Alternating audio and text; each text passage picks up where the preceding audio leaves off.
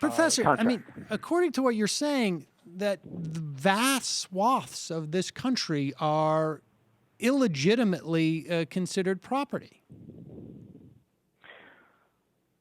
Do you want to elaborate a little bit on that? Well, I mean, the Native Americans. Yes. Yes, Native. Now you've elaborated enough. You've said Native And Americans. I would also argue that, I mean, when we're talking, I guess, accordingly, if we're using illegitimate labor, i.e. slaves, to homestead property, that also seems to be questionable. Oh, I wouldn't say questionable. I would say very unjustified. In terms of property. Yes, very unjustified. Now, I've had a debate with I forget the guy's name. A Jewish guy, a Second Thoughts guy. Do you know who that is? No. It's right at the tip of my tongue. I can't. Horowitz. Horowitz. I forget his first name. It has to do with reparations to black people for slavery.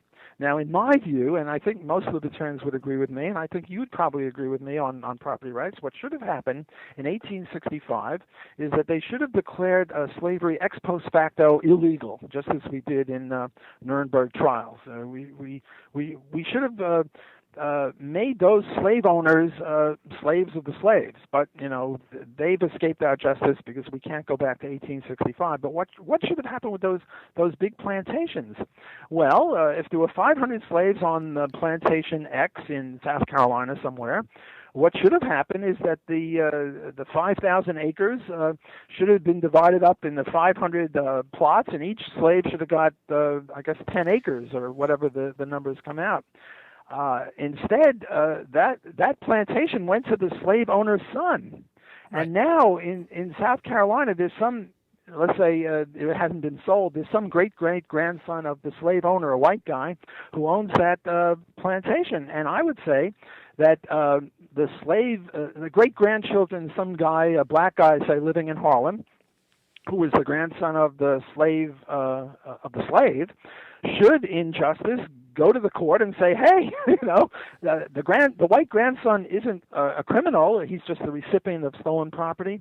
But that property should go to me. And no, I think you would agree with me on that, would you not? I think there is. I think there's certainly an argument for reparations along those lines. I mean, I think, but my point is that, and when we talk about Native Americans as well, we're looking at an entire property regime in this country that, according to you, is illegitimate. Yes, well, it's the same principle, only there's some slight difference because when the white man came to North America, the estimates are that there were about 2 million native Indians or native persons. And right now there are, I think, 350 million people in the United States, and it's still pretty empty. The point I mean, if you take a plane, but I mean, we've already determined, right, that if you planted something on that soil, you own it, and so it's not even just actually living there. It sounds like anything that you've done to alter it creates your property, and it seems to me like everything that we have in terms of property rights in this country is illegitimate. I suppose it's possible that a small percentage of the property rights in this country are legitimate, I suppose.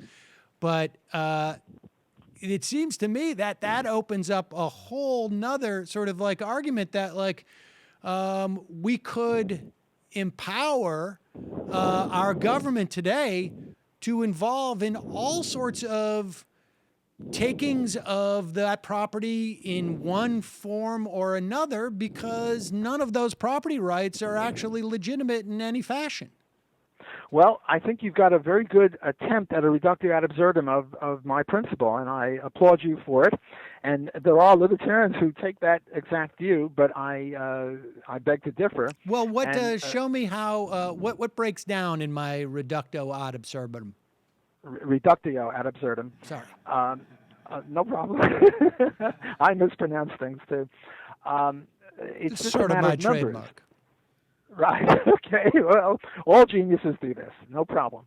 I think that in logic, you're impeccable. You're absolutely right, and I fully agree with you. The only problem, the only caveat I have with your reductio ad absurdum is just the numbers.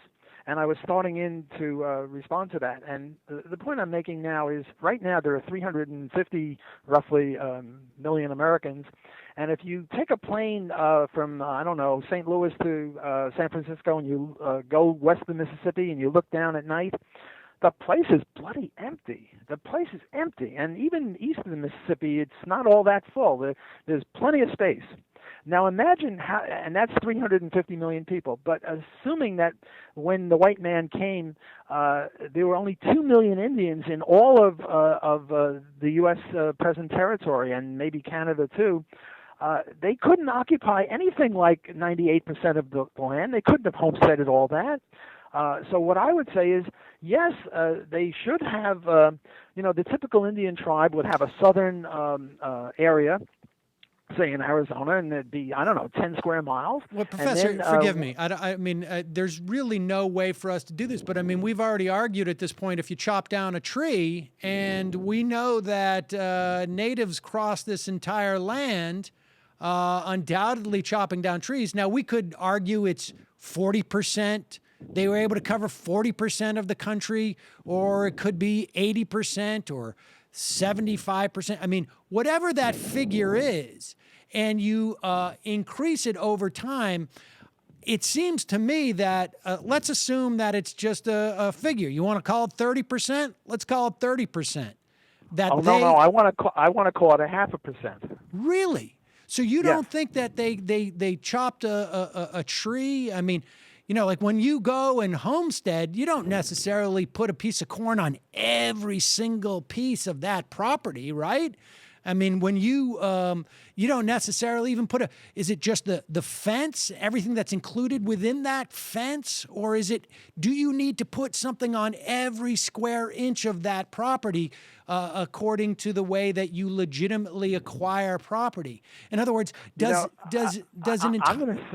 I'm going to say something now, and I don't want you to take it in the wrong way, but I really want to give you a compliment, and I want to say that you're a very brilliant young man. I think you're younger than me, so I'll say young man. This is exactly the debate that libertarians involve themselves in, namely, how intensive does the farming have to be in order to count as homesteading? For example, if you put a fence around the whole United States, do you own all that's in there? No. On the other hand, do you have to put a corn plant every square inch? No. How about every square foot? Well, maybe. And east of the Mississippi, a little bit more intensive than west of the Mississippi, because east of the Mississippi it was more. Is this really, water, Professor? Be honest with me. Is this really the big debate amongst libertarians? Because it seems to me, I mean, with all due respect, because the reason why I feel like I'm indulging in this line of question is because if we can get to a number that we can relatively agree upon, and you can tell me how you get to that 0.5%, but if we can get to a number that is 30%, 40%, 20%, seems to me then any argument that we have government taxation or regulation that inhibits things to 20 or 30%, if that's already our starting point with libertarianism, I'm feeling really good about that. Because at the end of the day, I don't really care about the philosophical underpinnings of this stuff. I'm looking for, policies in the real world that I think are good. So if you're going to say it's 0.5%, 2 million based upon 300 million today, I'm just curious, what is it? Where do you fall on that? Is it the fence? Is it every yard you need to have a corn? Do you need to chop a tree every 6 feet or 12 feet? Or how does that work?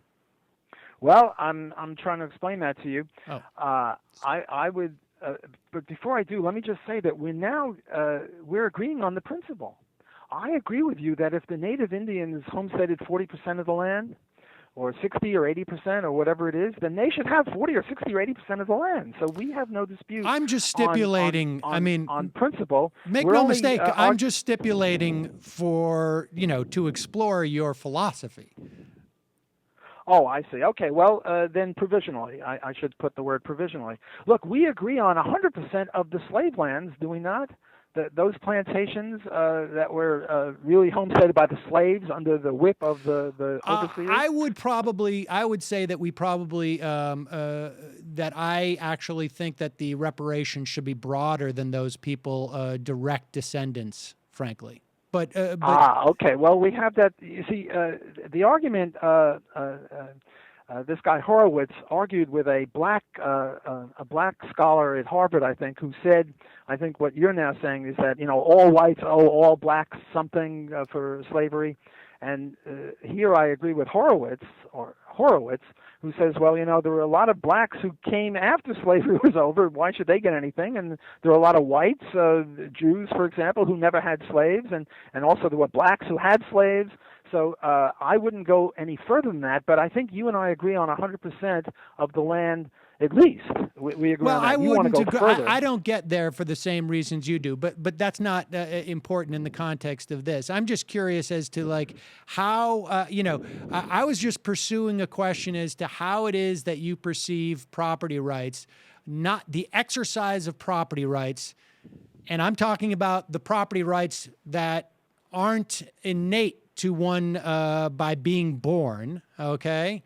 How you exercise those property rights without exercising aggression, because, I walk into a house, if I don't recognize it's your house, or better yet, let's just keep it a piece of land. I walk onto this piece of land, I don't recognize your authority, wherever it comes from, to own that land, and you attack me. As far as I'm concerned, you're being aggressive, but you're saying the way that I have got the authority to own that land is because I've worked it, or because I've mixed my labor with it, and now I'm asking you, okay, what are the parameters of that? Because, hey, you're about to exercise violence on me, aggression on me, but you're saying the reason why it's not aggressive is because you have a legitimate claim to that property, and I'm trying to figure out, how did you get that legitimate claim? You tell me by working it, and I go, what do you mean? Right. No, it's a fair question. And by the way, how I get the 0.5% is I put 2 million Indians in the numerator, and I put 350 million people in the denominator, and I get 2 over 350, which is, I don't know, 1/3 of a percent or something like that. Just a rough and ready estimate. So it would have been better for the Native Americans to have this conversation 100 years ago. Well, no, even 100 years ago, they never owned more than 2% of anything because there were so few of them, and they couldn't possibly homestead vast areas. Well, wait a second. Your numerator changes, though, right? I mean, 100 years ago. Oh, yes.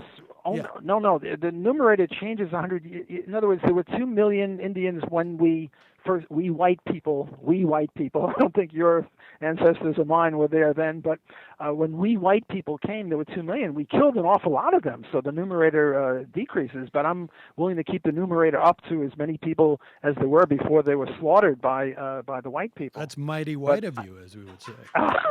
So to speak. You should say so to speak. Look, the point is, as to the intensivity or the extensivity of the homesteading, it depends upon the culture. East of the Mississippi, you have to be more intensive. West of the Mississippi, less intensive. When we go to the moon and we start using the Lockean homesteading theory, we would even be less intensive because it's a desert. So you just chop down a tree every 20 feet, or well, there are no trees on the moon. But the point is that east of the Mississippi, you have to plant those corn plants as the way most people plant the corn plants, namely it's based on the culture.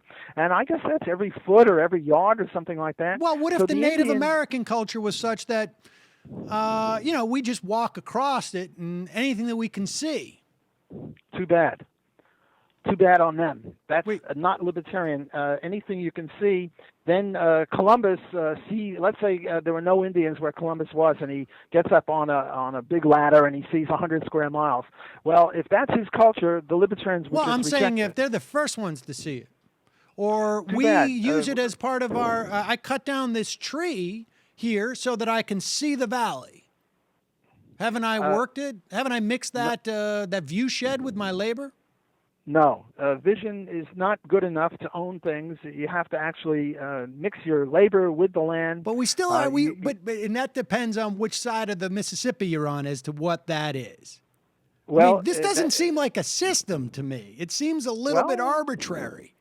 Well, there's a system here. If you look at it more sympathetically, namely, you look at how the people actually farm. And let's say they come from Ireland, and or Britain or France or wherever, and how do they farm there? Well, they put plants, corn plants every foot. Well, then, given that the eastern Mississippi is sort of like France in terms of having a certain amount of water, well, then you follow that policy. So there is a system, and the system does not allow you to own as far as you can see, and it doesn't allow you to own, you put a corn plant every acre. You put a corn plant every acre, you own the foot around each corn plant, but you don't own the whole acre. So there is a system. I wouldn't say it's arbitrary, but I would say it's a continuous sort of a thing. We have a continuum problem. Let me talk about the continuum problem for a second, if I may. Sure. If you go to bed with a 5-year-old girl, you're guilty of statutory rape, even if she agrees, because we don't think that she is capable of agreement. On the other hand, if you go to bed with a 25-year-old woman and she agrees, we don't think it's statutory rape because we think that the women of 25 years old are perfectly capable of giving consent. Well, what about the 15-year-old girl? Oh, what about the 14 or the 16? Where is the right point to have statutory rape? And the answer coming from me, and I think most people, is it's sort of a continuum. It's arbitrary. If you pick 15 years and 6 months, well, how about 15 years and 7 months?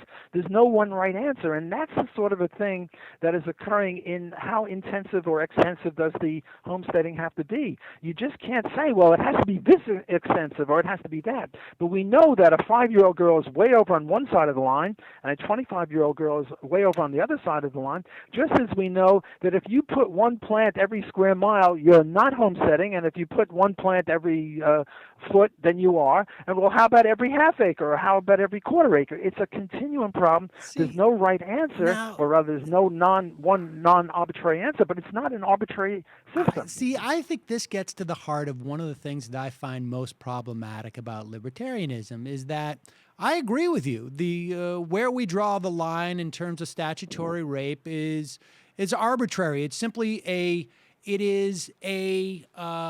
in our society, we find it at one point. In another society or at another time, it could be at a different point.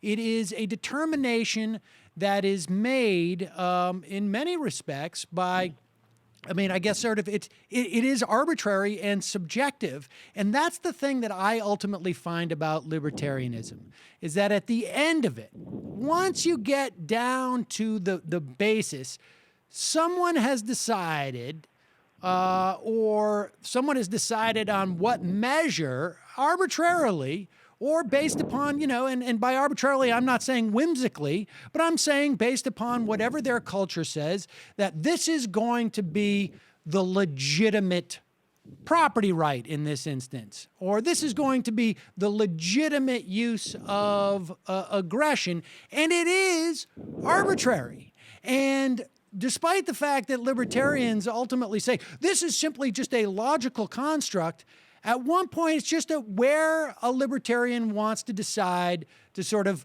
plant the flag. In this case, this is where we're going to decide property is legitimate.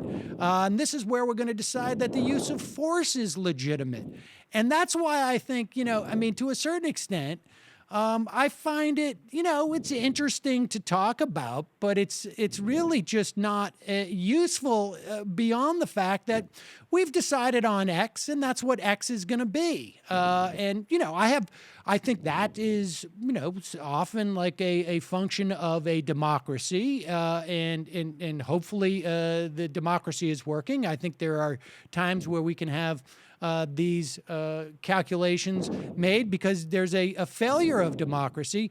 But again, that's just my arbitrary perspective, and then you let it hash out. But it seems like libertarians try and rely on some sense that there's a logical these things follow logically, but at the end of the day, you've got to just make an arbitrary decision.